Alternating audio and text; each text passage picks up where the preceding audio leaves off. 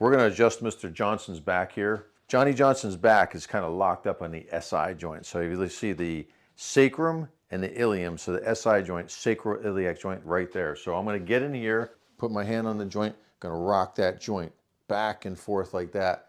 This is called isolated joint therapy.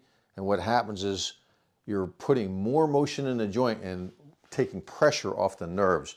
Get right in here, the hand's on the SI right there. So the patient's prone, he's relaxed. So it already freed up the joint a little bit. So we're gonna do that about 20 times to each side. So that's called isolated joint therapy.